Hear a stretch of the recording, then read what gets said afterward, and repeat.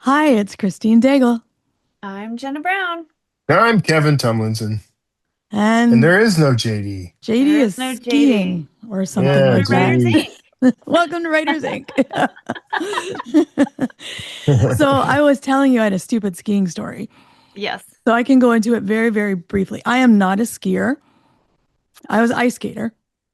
Um, and the mountains where I live are like near Detroit, and they're literally garbage dumps that have been converted into ski hills. Um, What? Okay.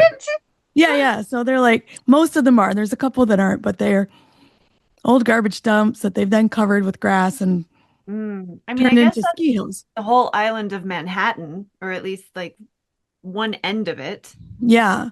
So, I was a young teen. The only ski hills I'd ever been on are these garbage dump hills in near Detroit, right? I'm like, I can do a double black diamond. I'm fabulous. Anyway, sometimes I would fall. Our generation, 16 years old, I went to Quebec with a bunch of other teenagers. I'm like, at Mont Saint Anne. Don't come at me on my pronunciation. I'm like, I can ski a bit. I went on a medium hill, and the ski lift is going up and up and up and up and up and up and up. That thing is freaking 2,000 feet, and they dropped me on it, and I almost died. I almost went off the edge of a cliff. Like I was like what the hell is this? Anyway, there are ski hills and there are Please. ski hills, so that is There are ski yeah, hills, and then yeah. there are ski hills. I'm just Yeah. happy to be alive. I just remember the first time I was a brand new skier, and and we went up, and the first time I got off on my own because I was doing the lessons with everybody, the whole Yeah, bunny slopes and the wedge your feet, and so I'm like, I got this, and so we all left, and we ended up on a black diamond slope, yeah. and without really realizing what any of that meant, and so I'm like sailing down the side of this mountain, and I'm trying to wedge my feet so that I can stop myself, but that's not working. So Yeah. I survived. That's the only good thing that came out of that story is I Yeah, I lived. still have like flashbacks. I'm like, they don't mark that. There's like no markings, no like rails or anything. You're just like off the edge of a cliff. I don't know. Yeah, Maybe it's yeah. better now because that was a long time ago, but I'm just happy to be No. here. Some of those Ah, ski slopes, like they say, like, have you watched those videos of people? And it's like they look like they're literally just going down a cliff and they do it like Pretty of their yeah. much. own free will. Like, Hmm. Oh, I know yeah, that someone who lives near me is someone I work with, husband, who drops out of helicopters just down like verticals. Like just Yeah. they jump out. I'm like, you're insane. I would There never was do a time in my life where I would have done that. that. That time is not now, though. So that's not going to happen now. But you would have though at one point in your life. I've done things like that in Oh, I my probably life. I would So, have. yeah. When I was a teenager, I would have. I had no frontal There's lobes. I did some absolutely no stupid way. stuff. Even lacking frontal lobes, there is absolutely no way I would have ever done anything like that. I jumped out of a Yeah. plane, so it's not that much different. Absolutely I've not. crash landed in airplanes, so I'm good. I don't even like getting on board fully functioning airplanes that are intended to keep you inside of it the whole time. Yeah, yeah.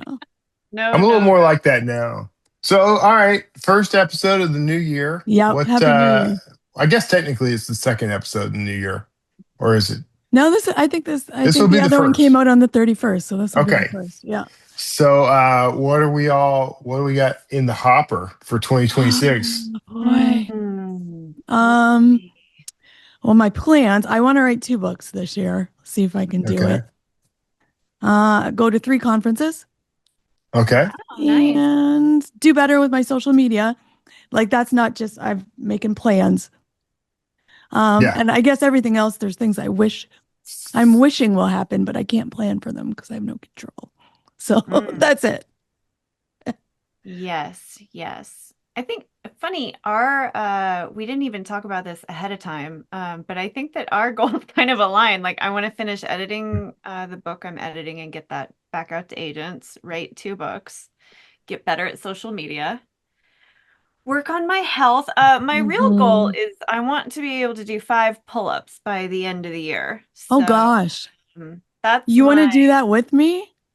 Okay. We can do. I Yeah. don't think I can even do one. I have the world's I weirdest can shoulders. almost do one right now, almost, with like a jump start. So I want to be able to do 5, no jump start. Oh That's my my goal by the gosh. end of the year. Just do our I can angel tell you hands. that this is a perfectly attainable goal, Jenna. If you did one now, Mhm. 6 months from now, you do the second one. I mean, really, No, by 5 the end of in the a year, you row. could have all 5. 5 in a row. I want to Oh, be able well, to I like, was on board with you until then. I'm like, yeah, yeah, you know no, what? I'm like, going to do 5 pull-ups this year too. yes, 5 throughout the entire year is very doable. I want to be able to do 5 in a row from a dead hang. That's Yeah, my goal. yeah. All right. Yeah. You could totally do it. What about you, Kevin? What are your plans for this year? I'm going to finish up the current book I'm working on. That's the biggest goal for the front end of the year. But I don't know. I've never been very good at planning. I'm not good at saying, I'm going to accomplish this year. It's more general things. I'm just going to get better at X. Kind of like you said with social media. I'm just going to get better at a select number of things in my life. But I already lead such an amazing, great life. So it's hard to pick something new to do. There you go. I don't have any plans. We everything is so up in the air for me and Kara right now that we don't even know where we're going to be living next month right now. So Wow. my plan is to have a home somewhere this year, and if I can pull that off, it's a winning year. That's That's it. awesome. Nice. I think that's also attainable. I believe in you, Kevin. And I'm going to do 5 pull-ups this I year. believe in you. Can you One wait, every wait, 2 wait. months. Can you do pull-ups now though? Because this you can't. You know what? I have a funky shoulder, and so it prevents me from doing a whole lot of things right now. So I got to Mm, figure out a way to get the I have shoulder I taken have care keep messed of. up going. shoulders too. Yeah. Yeah, but I'll do 5 pull-ups one-handed. How's that I this love year? Nice. it. Wow. Way to one Yeah, up my yeah, yeah. goal. There we go. My No, God. but I mean for the year. We'll do For the 5 year, 5 pull-ups this year, total, one hand, Oh, one-handed. okay. not All right. So, consecutively. and also I'm gonna kind of cheat and do that thing where you sort of your feet, your heels are on the ground, and you're just sort of leaning back and pulling. I'm gonna do that one that I way. see. I don't think that's actually a pull-up, but you know I what, think it is a Kevin, I'll pull-up. give it to you. I'll give it to you. Aren't pull-ups those little like miniature diapers that mimic underwear that kids wear? Isn't that pull-ups? I'll get 5 of those this Yes, year. they are. They are Okay. All pull-ups. right. I'm gonna Nice wear 5 loophole. pull-ups this year. Kevin is king of the loopholes. I am king of That's the Oh, what I loophole. know. There's my plans for 2026 to master all loopholes. I oh, have faith Kevin. in you that you can do Speaking of it. loopholes, Speaking of blue coals, what is in the news? in the news, dragons, sex, and the Bible. What drove the book business this year? Genre fiction boomed while nonfiction and YA struggled. Adult genre fiction, especially romantasy, thrillers, and romance, drove sales in 2025, while new nonfiction releases lagged and YA sales fell sharply. Faith, romance, and comics were surprise growth areas. Print books still account for roughly 3/4 of sales, with while ebooks continue a long decline and audiobooks have plateaued short term, even as audio revenue has quadrupled over the past decade. Bookstores proved resilient and amid industry strain, despite rising costs, AI-driven slop, fewer distributors, and book bans. Physical bookstores expanded with hundreds of new indie shops and dozens of new Barnes& and Noble locations opening nationwide, There we go. etc. Yeah. All Genre right. fiction did well. I think it's going to Yep. continue to do well. Dragons, sex, and the Bible. I mean, I feel like that's been driving book sales since the dawn of humanity. That's Let's be probably honest, true. I'm right? going to Like, say, isn't it kind of interesting though that every year those categories are the ones that always continue to perform? Like those are the cottage of the whole business, I well, think. obviously, because everyone, no matter who you are, what age you are, and how much you profess that this isn't true, is obsessed with dragons. This is just facts, right? That's And facts. if you read enough sex, you have to turn to the Bible at some point just to make yourself feel like you're not a degenerate. So, I mean, There we go. To atone and for the what's Bible. on your Kindle. All right. I guess it's There you interesting that audiobooks have plateaued, but I guess that had to happen at some point since they were just Yeah. rising and rising. What do you think the impact of AI is going to have on all that though? Like not the genre. Let's forget the genres, forget the writing itself. But AI audio has kind of kicked in. Do you think that's going to revitalize audiobooks or is it going to make it even worse? Don't know. I mean, I definitely think we've talked about this before that there will be sort of like a divergence that's happening. Like you're going to have people who just want what they want when they want it fast and easy. And I think Yeah. that AI will fill that gap. But I also think that you're going to have just as equal a pull towards that, like, high quality, the voice actors, the production quality, writing quality, all of that will never go away. So I think that you'll just see like the two will sort of emerge as like distinct but separate. But I Yeah. don't think one will take over the other. All right. We'll see. 2026 is the year. We'll see. It's the year. All right. Next up, the cultural works becoming public domain in 2026 from Betty Boop to Nancy Drew. A new year means I can finally do that fan fiction I wanted to do. A new year means new works entering the public domain. Literary highlights include William Faulkner's As I Lay Dying, Dashiell Hammett's The Maltese Falcon, Waddy Piper's The Little Engine That Could, the first 4 books of the Nancy Drew detective series, and The Murder at the Vicarage, Agatha Christie's first Miss Marple mystery. Someone's going to make a Little Engine That Could horror movie. Like I'm just waiting for that. I can absolutely see that. I would definitely do a remake of The Little Engine That Could. Oh, we got a perfect storm going here. We can have Murder on the Little Engine That Could and Agatha Christie mystery solved by Nancy Drew. Oh, perfect. Mashup. I love it. Kevin, when does that come out? Yeah. Give me 20 minutes. I can throw in a little bit of Dashiell Hammett's The Maltese Falcon just for flavor. To give it that nice smoky flavor. This is interesting to me because in years past, recently, the things that have come into public domain have been kind of humdrum. Like, there hasn't been a lot. I mean, I know Mickey Mouse came in, at least Steamboat and Willie. Winnie the Pooh. Went crazy with those. So, that was there. But I think we're finally seeing some stuff that people could really utilize. Like The Maltese Falcon, is a great book, a great story. And so is, and like you said, The Little Engine That Could, horror is inevitable. But Nancy Drew is a great character as well. So it'll be really interesting to see what we get out of it. Yeah. Kind of interested. I'm also kind of like, don't go doing that.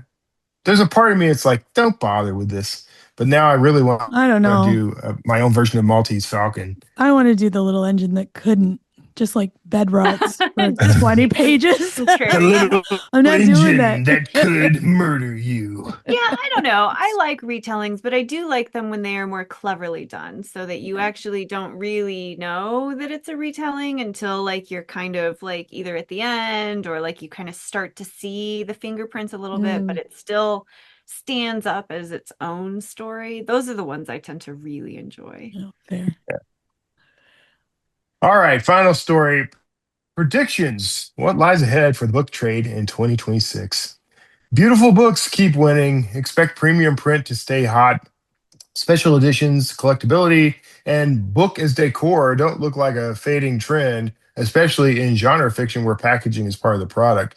Audio keeps expanding and gets weirder in a good way. The article predicts continued audiobook growth plus more experimentation, audio first releases, premium narration as a differentiator, and a blending of formats like a mashup of audiobooks, podcasts, and voice-driven experiences.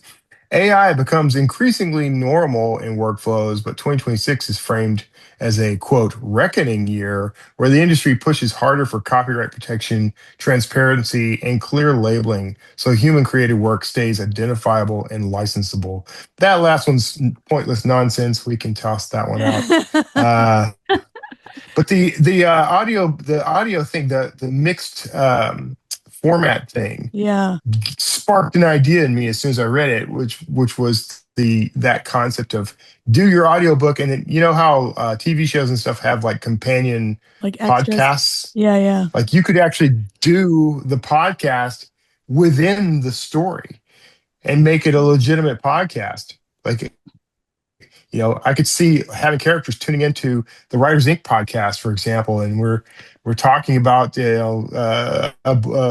interviewed an author, and we've interviewed the author who is the murder victim of this story. We could do fun stuff like that, man. I'm kind of excited about this as a concept. What is a voice-driven experience? I'm more interested in delving into that. So you got audiobooks, podcasts, and voice-driven experiences. I don't know what that means. I remember there was I don't know what that means. What was it? It was a YA book like 5 years ago, maybe, I think, called Sadie. And it was like half written in like a podcast format and like half narrative. And you were trying to solve this mystery of what happened to this runaway girl. But when they released it, they released the audio versions as the podcast. So like you could listen to those scenes and it sounded like a podcast, and I thought, God, that was just so clever, because that was part of their marketing, was you could listen to these clips, and, like that really got me interested in the book. Like, what's going on here? So I think maybe, I don't know if that's going to be a voice-driven experience, but I do like it when, I guess, those modes sort of intersect. Yeah. To just give a little bit more, I don't know, something to, that reading experience. It's a lot of fun. Cool. Well, here's what AI says that is. It says a voice-driven experience is an interaction with technology where users control and receive information primarily through spoken commands and audio feedback, creating hands-free, natural conversations with devices. Oh, so you're chatting with your book. That's probably what it is. Yeah. Okay. And so, I could see that. I think we're overdue for a rebirth of Choose Your Own Adventure, which is in audio now. You could absolutely do that with AI now, and make it a completely, like, give the AI a sort of criteria. Here's where it's going to start. Here's where it's going to end. Fill in the middle, and the reader is interacting with the story. I could see doing something like that, especially by voice. It would prevent people like me who never enjoyed Choose Your Own Adventure, because I had to read it all the way through, front to back, in order. And I don't know if you've ever done that, but I have, for quite a chaotic and not so much enjoyable experience. But I just couldn't do it. I had to know every single option. Yeah, like I was the same. I had to. So, Choose Your Own Adventures and I did not get along as a kid. You know that manuscript you've been editing for the past year? The one that's almost done, but never quite gets there? Well, right now, it's crying out for help from this episode's sponsor, AutoCrit. Quite possibly the most powerful all-in-one writing platform, AutoCrit puts an entire publishing team in the palm of your hand. Get access to customizable automated alpha and beta readers, plus series-wide story analysis, marketing support, line editing tools that can help you catch the mistakes you miss, and even more, including exclusive craft events only for members. The value is insane, and right now you can grab lifetime access for just one payment. No monthly fees, no usage limits, no caps, no tokens. At AutoCrit, unlimited means unlimited. It's time to finish your book. Start making real progress, escape revision limbo, and publish with confidence story after story. Check out autocrit.com/JD to save 50% on lifetime membership right now. That's autocrit.com/JD. All right. Well, I guess we should talk about who is up this week. So, Yes. up this week, it's Christopher Locke, the Director of Membership and Member Services for IBPA, the Independent Book Publishers Association. Um, Christopher helps members as they travel along their publishing journeys, and his major projects are the Innovative Voice Program, and he does a podcast, Inside Independent Publishing, with IBPA. So here he is, Christopher Locke. Okay, Christopher Locke, welcome to the show. Thank you so much. It's an honor. Yeah, I'm happy to have you. We have some exciting things to talk about, but let's start at the beginning. How did you get started in publishing? Yeah, so I worked in TV for a decade. So I mostly was in TV, and then I've been a writer since I was a kid. And so then at some point I was like, I'm not really creating material that to me feels like something that I'm 100 years from now, people are going to still be looking at and appreciating. So I left that career and wrote two novels and learned very quickly that most authors don't make money as their full-time, career from being an author. That was kind of a punch in the gut, and I was like, oh my gosh. So I had to learn very quickly. Okay, I need to start up again and have a whole new career. But then I decided I loved publishing, so I got into the publishing world. Interesting. So you did two novels, and did you publish those traditionally, or did you do that on your own?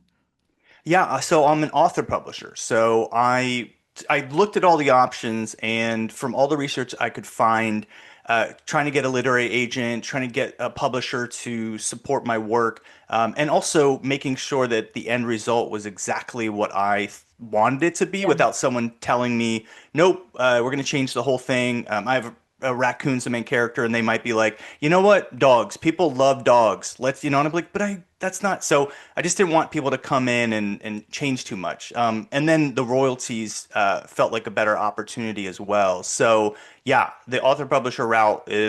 But as you know, I came from TV, so I didn't know the whole process of publishing a book. So I kind of learned from scratch, and it was way more than I thought it was going to be. So interesting process to learn all that. Yeah, for sure. And there is a lot to learn, and it's not all in the same place, and some of it is trial and error. So you've done these two books, and you're like, wow, this is more than I expected. And then how did you um, get into working with IBPA? Did that come like right after, or was that a while in Yeah. between? What happened there? So after I published the two books, the whole time I was working all of these various small jobs, right? Like just to Mhm. have money coming in. But when I decided, I didn't really decide. When my bank account got low enough, I was like, okay, I need more money coming in. I was like, I learned so much in this process. I didn't want to go back into TV. I wanted now to move into book publishing, but I live in Los Angeles, and I was looking around and I was like, wow, all of the major publishers are in New York Mhm. City. Yeah. So I looked around and I came across Independent Book Publishers Association. And I now know that it was like the perfect thing for me. Rather than working at an indie publisher or directly to publishing, I'm actually kind of like this overview where I can help all these publishers and all these authors, and I can help them succeed in publishing. Whereas if I was just working at one publisher, and by the way, amazing work, Yeah. but what I love about it is that I'm able to actually spread like the knowledge I've learned. I'm able to help disseminate through all these different places, and gosh, every day I learn new things. So, and by the way, I'm the director of membership, and so I'm in charge of trying to make sure that I get new members, but then the current members, meeting whatever needs they have in terms of trying to get their books out there and also learn about publishing and all that. Yeah, so you have an interesting perspective. So you're working for IBPA, the Independent Book Publishers Association, and you're also an author. So that gives you maybe some insight that people that are just publishers don't have. How did those two things kind of connect? Like, tell me what you do as an author and as your job. Yeah, right. Yeah. So what helps is, and our staff is made up of people that all have different experiences, and I feel grateful working with everyone. So our CEO, Andrea Fleck Nisbet, she used to work at Workman, which is an indie publisher, and then she worked at Ingram, which is the like biggest distributor of books in the world. She also worked at HarperCollins. So she has all of that information, and she's able to then use that in all the things we do. So she's amazing. And then for me, I actually, write and publish books. And so that I knew that aspect. I didn't know as much about the indie publishing aspect. So as I've worked there, I've learned more and more about all the things that indie publishers have to do to publish other people's books. And so we have four different kind of main quadrants of how we help publishers. So we have educational opportunities, so things like webinars, and we have a magazine to teach about publishing. We have networking opportunities, and as I'm sure you've experienced, and really a lot of what this podcast is about, it's like that networking. It's learning from other people that also publish, that also write. So we have 4,000 members, and you can then connect with them and ask them questions. We also have book marketing programs. And so then we are able to help them sell books to libraries, bookstores, consumers, the international market. And then the last of the four is discounts on all these major brands that publishers and authors use. So Ingram Spark, Bowker, where people buy ISBNs, Yeah. Kirkus Reviews. We have over 100. So it's a ton. But as you know, it can get costly to Yes. publish a book. And so these are ways that they can save money, and then membership ends up paying for itself. Absolutely. Okay, let's start with the first one, education. So, what learning resources do members kind of tend to find most valuable? So the webinars are really helpful. We do multiple a year, and they cover everything from how to get sales on Amazon to distribution. What is it? But then we also have like large indie publishers, and so they've been doing publishing for decades. So they don't need kind of one-on-one stuff. They have different things that they're trying to learn about. So we have a thing called the IBPA think tank. And for them, it's this education slash networking where then they're meeting with other people that are doing what they do, but at the level that they do it. Yeah. And so it's an in-person event. It's right next to our conference. So that's also another educational opportunity. Once a year, our next one, 2026, it's in Portland, Oregon, and it's in May 14th through 16th. So I'm sure with you, something about still meeting in person, it's like the casual way of talking to people and networking without it feeling so formal. And you can have, whatever, like you're just like in the lobby of the hotel. Maybe you're taking a quick break from the sessions and you're talking to someone, you find out, oh, wow, you're an editor. I'm looking for an editor. So yeah, I find those to be really helpful. Yeah, that's actually my favorite part of conferences is just Mm. talking to people outside of sessions. Uh, Hmm. so yeah, with that, you talk about networking opportunities or, community building. I find that is so important as an author. We need to have community. We need to have people who are ahead of us that can help us out. What are the networking opportunities in IBPA? Yeah, so those are some that I just mentioned, but another one that's really helpful, we have a Slack workspace, Hmm. and we have like online like virtual networking opportunities, and those are helpful, but if you work during the day, you might not be able to attend that. So something like the Slack workspace, I don't know if people haven't heard of Slack. It's just a place kind of like any other like social media app where you can just post questions about publishing, and then at any time, someone, whatever, let's say they're up at 2 in the morning, they can answer those questions at that time.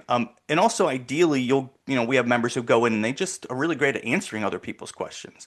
And sometimes people have just connected, like they're like, "Hey, I'm an editor or a publisher, looking for authors or whatever," and it's a way for them to then, yeah, like kind of just meet each other and talk to each other, but in a private space Yeah. rather than it being on whatever, like, I don't know, TikTok or Instagram or something. It's like, oh, we're all publishers here. We're all members of IBPA. And so it gives them a place to meet that it's kind of like a little bit of a barrier between just any random person being there. So I love watching because I try to go in and answer questions too, but sometimes I sit back and just go, oh, that person got that. I don't need to answer that. They answered it better than I might. That's excellent. So yeah, so it's a little more serious and dedicated group than just, Hmm. out there on the internet. Yeah, and then it's less hostile. Like like social Yeah, media can. I don't know if you've known this, but social media can be a little hostile sometimes. So you would it's a lot say. friendlier. Yeah. Imagine that. Um, so you also talked about book marketing. Hmm. So can you explain how IBPA's cooperative marketing programs can help authors sell more books? Absolutely. So, and this is something when I was, as just an author out there trying to, get the word out. First off, you have already talked many times with your, listeners about this, but I didn't even realize how much book marketing you should be doing before the book is published. Mm, And so I did some, but this is something I've learned since I've been in IBPA, where it's like, wow, people need to already know all these markets need to know your book's coming out already. yeah. And so, like the library market, for example, and I'll say I found as I worked at IBPA that as compared to bookstores, libraries are a little more receptive to the indie author and indie publisher market. Bookstores have limited space. I mean, literally, they have like it's a store and they have so much bookshelves space, and they're gonna have something on there that's gonna 100% sell. And I also learned that you shouldn't take that personally, where it's like they don't it's not that they don't like your book, they literally just need to make money. And if no Yes. one's heard of it and they come in that store, they probably aren't going to buy it. So I for most indie authors, I always say I would stick with like direct to consumer sales. So we have a lot of different book marketing programs, but one that I really love is so the library market is there's American Library Association conference every year, and every year I've been going, and God, librarians are so fun, and they're so excited about books. I mean, we have a booth where the authors sign their books, and the librarians line up, and they're so sweet, and they're excited, and it's Yeah. fun to be there and be around that excitement. So I love that program. You don't have to go in person. We do represent our members' books at the booth, but gosh, if you're close, the 2026 one's in Chicago. So if you live near Chicago, man, if you do the program through us and you can get there in person, like I'll tell you, as an author, when you're sitting there and you feel that excitement, those are the moments that make you go, okay, like, because I don't know how many, events you've had where you had like one person show up and you're like, why am I even doing this? Nobody cares, So that kind of reinvigorates you and you go, oh, okay. No, there are people out there that are excited. You just have to go to the right audience. Yeah. So yeah, I really like some of our programs that are kind of like that, where you can do things in person. Yeah, that is important, especially as an indie author, because it's difficult to almost impossible to get into the big stores Hmm. and the indie stores. I mean, if you're local, maybe they might, but like their margins are so slim, you're not getting in there. So direct sales kind of are an indie author's best friend. So I love that. And yeah, and you also talked about discounts. We all like to save money. So you have any highlights there that you wanted to talk about? Oh yeah, of course. Thanks for asking. So, one of the biggest ones is the Ingram Spark. So Hmm. this is another thing that I didn't know. When I first had my books, I put them just on Amazon. Yeah. And Amazon does have a huge share of the market for books, but Ingram Sparks, and there's a few others. There's Drafted Digital. There's BookBaby. We also have a discount for that.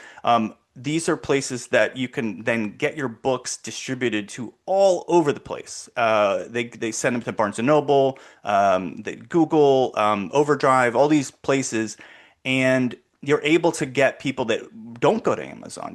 That there's I mean literally so many retail sites online. So. That's a really huge one where our members get free revisions, and they get to have printing discounts.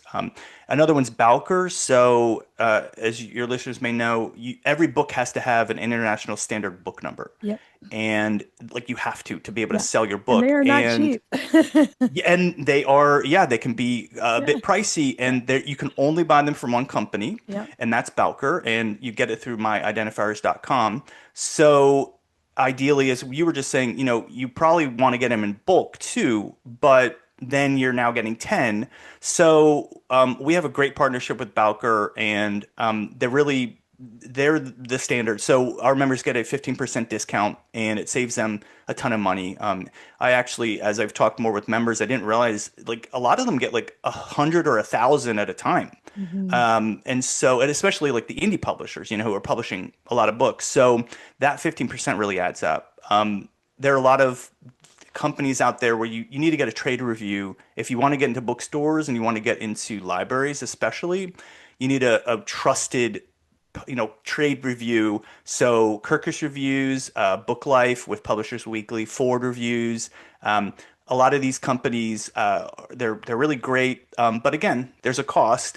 There are free versions, but it can be difficult for indie authors to get the free, Hmm. reviews. So all these companies, they partner with us, and our members get discounts on them. And so that right off the bat, you're saving money, $50 here, even more, sometimes $75. So those are really good to help vet your book for anybody who's going to be a bookseller, especially to know, Yeah. oh, okay, I got a good Kirkus review. You're good.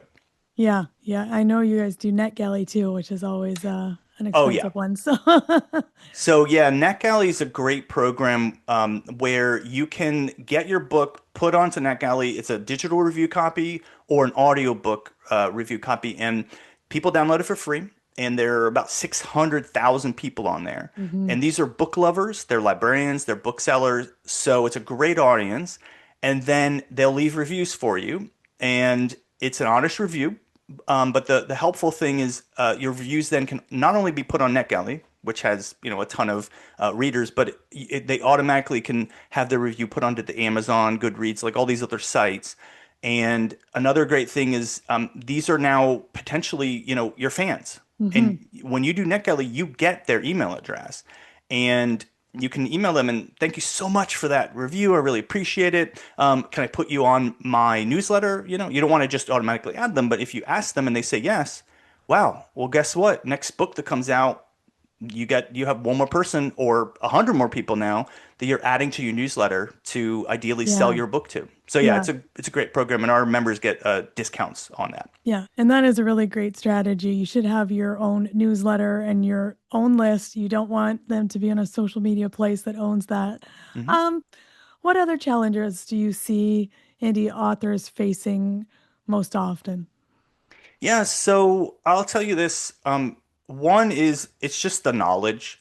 Like we were saying, when I started out, I swear I read so much, and I was like, I think I figured it out. Like you think you got it, Yeah. and And you once I don't have started, it. no, yeah, No. because new things pop up every day, Yeah. right? Yeah. I mean, especially right now with all the new AI, right? Yeah. So that's one of the things I learned when I was at IBPA was I was like, oh, I'm going to learn new things every day. Like Hmm. I'm going to, and I just need to be aware that I need to be open to that new knowledge. AI is, I just mentioned, is certainly something that people are on kind of both sides. There's the side where it does absolutely have environmental concerns. There's also the side where they've used the copyrighted material of authors and publishers, and they didn't compensate us for that. At the other side, there are people using it, and it absolutely for like automation and for your ability to, make your work more efficient. I mean, it's amazing. So, but anyway, you have to decide what you want to do, but there's a lot to learn there. Yeah. So every day I'm like, it's one of my jobs is just kind of like what's new or whatever, and then figuring out, okay, so how do we break it down so we just tell people here's what you should know. I know there's a lot of information, but just learn these 5 things, and this will be helpful. So that's something that I absolutely learned. And something that made me feel better was that, like I said, not only are authors people that need another job, like the independent publishers, they have day jobs. Yeah. It initially I felt kind of bad about myself because I was like, wow, okay, I failed. I didn't make a career as an author, and I didn't realize that literally people on the bestseller list, they're Yes. like professors at colleges, Yes. like I think it's like 5% of authors maybe don't have a day job. So yeah. Right, right. And we know their names, like Yeah, Stephen we King, do. Yes, we James do. Patterson and stuff, That's it. So, so that made me feel better though, because I I I was like, okay, it's okay that you didn't sell a million copies. Yeah. And I learned to figure out a new way of thinking of success. I thought, okay, every time someone emails me and says I loved your books, Hmm. it meant a lot to me. Like I'm like, that's success. Yeah. I touched someone. Someone was moved by my story. My books are about animal issues, and they hopefully inspire people to be compassionate toward animals. Hmm. And sometimes they've said, I went vegan because I read your book, and I'm like, okay, that's why I wrote them, and so whatever. I don't have to, whatever, make millions of dollars from them. So yeah, that helped me to figure out a new way to do it. And again, in a lot of ways, this job has allowed me to learn so much and make so many connections with people. I'm just grateful to be in this world, and again at this like in this capacity, so that I'm meeting so many people. There's people like yourself going to gift conferences, and then all of our members. When they email me and ask me a question, if I don't know the answer, I'm like, okay, cool. Now I'm gonna learn something new. Yeah. You know. Yeah. And that's really what it's all about, right? Hmm. Um, One other thing I wanted to ask that I was just interested to learn more about when I was poking around the site. What is the Innovative Voices program? Oh, thanks for asking about it. Yeah, so a few years ago, we really genuinely want to make sure that we have everyone has like a level playing field, and we want to make sure that they're historically communities for marginalized people from marginalized communities really haven't had as much of a chance to succeed in publishing. They've been gatekeepers, and we wanted to make sure that we gave them an opportunity to support them. So the program, I developed it, and it was one of those things that we had talked about, and finally was like, we need to find a way to do this. So the program has all these benefits. So Ingram Spark is a sponsor. So grateful to them. They give free printing up to 250 books. They do a cash donation. They also help give a sponsorship where they cover the cost for these 5 publishers who were chosen to be able to go to publishing university. Like it's the hotel, the travel, all that. And so we're very grateful to them. Gatekeeper Press is also they're supporting. They give a donation of cash to the publishers, and then multiple other companies. You mentioned NetGalley. They give benefits. So the publishers do the program for a year. They get a mentor as part of it as well. And we really are trying to give them, we were talking about a community. It's only 5 publishers. And Yeah. so that group becomes like a mini family within the publishing world where they can now rely on each other. And then each year this is the 3rd year, we just opened the application. It closes January 15th. So if people go to our site like you did, they can read about it and apply. There's a list of criteria. So I recommend, I'm not going to go through all of it, but there's like 5 things they have to, required that to be able to do it. But it's something where, we're a nonprofit at IBPA. And so it's a way for us to give back and be helpful. And especially to communities that have been overlooked for too long. So Nice. thanks for asking about it. I appreciate Yeah. that. Well, that's amazing. I also wanted to ask about the podcast. You do a podcast as well? Yes, yeah. So, you and I are trying to battle for the podcast voice right now. There I'm we trying to make go. sure that. So, yeah, IBPA, we have Inside Independent Publishing with IBPA, and we focus on publishing specifically. So, a lot of different topics, and I'm the host, and we try to make sure that each episode is like actionable things Mhm. that people can learn, where it's like, okay, you go out and do these, whatever, 5 things, and the other thing I love about it is a lot of times I'll interview people that are publishers and authors, and just hearing their story, I think, there's a lot to be learned from just other people's experiences. So I always ask them, where they started, kind of like what you did with me, how did you get into this? And I also try to make sure that we're candid, where we talk about like what are the things that you're struggling with, because if we sit around and go, being an author's the greatest thing in the world, we're all millionaires. It's crazy. Like if we all pretend that we're more successful than we are, it's only a disservice to everyone who out there who's like, really? Oh, okay. I guess I'm not doing it right. It's like, let's just be honest. A lot of us are doing our best, but that doesn't, and again, if you change your concept of success, it's really helpful to hear other people talk about it. And then look, if they made a mistake, they probably, hopefully, resolved it, right? They're still publishing. So what did they do to resolve that? And so, yeah, I really genuinely love chatting with people about all that. Great. That sounds like a fantastic resource for people looking to learn more. Um, and just for a new author who maybe wants to learn more about IBPA or to get started with it, what resource would you point them toward? Of course, yeah, thank you. Yeah, so it's ibpa-online.org is our website, and then we have a place, why join or the benefits.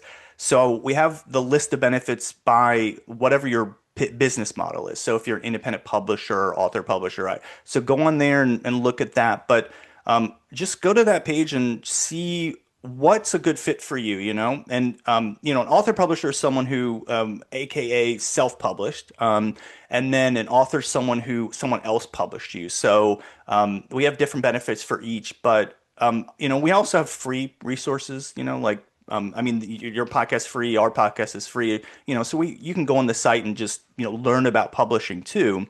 But ideally, if you join, then you'll have access to all the other benefits. But yeah, I hope people go to the site and of course, people can just reach out to me, and I'm happy to chat with them and answer their questions. As I said, I get great joy from knowing, like every day, like I am helping other people succeed in publishing, and I love that my job is this as compared to whatever, like something that's completely unrelated to publishing. Because every day I'll get an email, like I said, from someone, or I'll, read an article or whatever I'm doing, and I'll be like, wow, okay, I need to start doing that. And it's like free, like whatever. I do make a salary, but in addition, it's like a little bonus each day. So yeah, I really love it. That's great. So thank you so much for coming on and talking to us all about IBPA. Christine, I can't tell you, it's an honor. Thank you, and thank you for what you all do on your podcast to get the word out. And you're an accomplished author yourself, so thank you. Okay. So JD's the only member of IBPA here, right? And he's not here today. Yeah. So yeah, that's cool.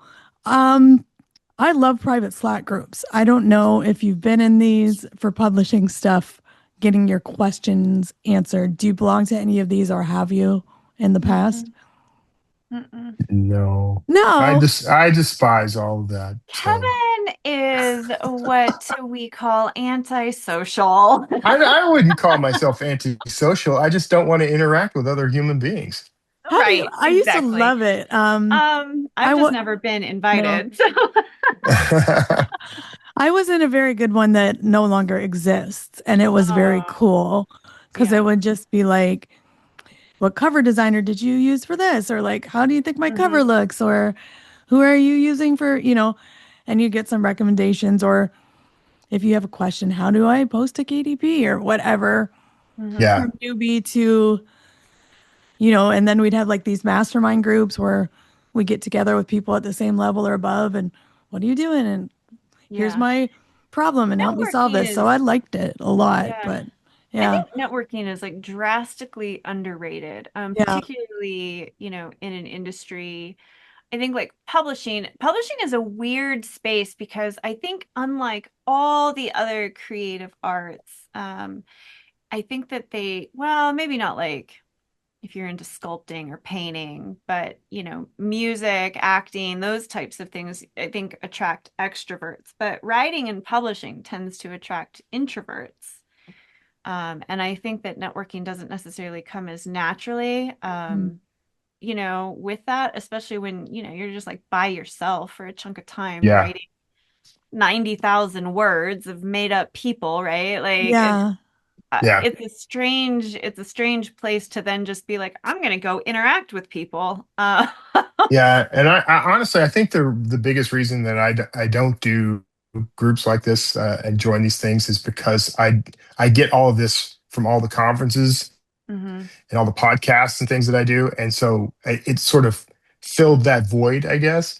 So I guess in reality, I actually am doing this. I'm just not doing it in one spot with the same group of Yeah. people over and over again. Yeah. Yeah. So Yeah. There is something though, I think. I mean, like, yeah, podcasts are, I don't know. There is something about being able to like interact directly though. I think that You'll have someone answer your question yeah, and that can follow up kind of with them. help. but Yeah, I mean and that's develop a what I'm talking about relationship with though. them. Yeah. Yeah, yeah. The I mean, relationship like this. is This is a good. podcast. We're interacting with each other. We're answering each other's questions. I mean, it's Well, what's the yes. difference? Yeah. Well, because it's just four of us, five of us ish. I think these groups tend to be larger, right, Christine? Like, Yeah. yeah, so Yeah. you have That's the access to just problem. more. It's not, no, you need it for like the experience to get the variety of opinions, to like Yeah. not just It's hear one great to have some perspective, great but recommends for like, and for sure. Like yeah, I've yeah. got some valuable stuff out of them, Kevin. Don't you gotta Perspective, I think, is important. And like, because, I think that social media in particular, the internet, like all of it, we can sort of create like we can dig into our own biases so easily Mhm. now, right? You can just like find confirmation for whatever you want to hear. And I do think it's important to like actively seek out opposing things and alternate perspectives. And I think larger groups tend to allow for that a bit more. Yeah. That's where you and I are different. Okay, I am interested about this. Christopher said libraries are more receptive to indie authors than bookstores. What do you think about that? Have you found that to be the case? I could see it. I haven't directly experienced that per se. I do know that when I have spoken at a lot of libraries, especially high school level libraries, but Yeah. some local public libraries as well, and they treat you very well. They treat you as an honored guest.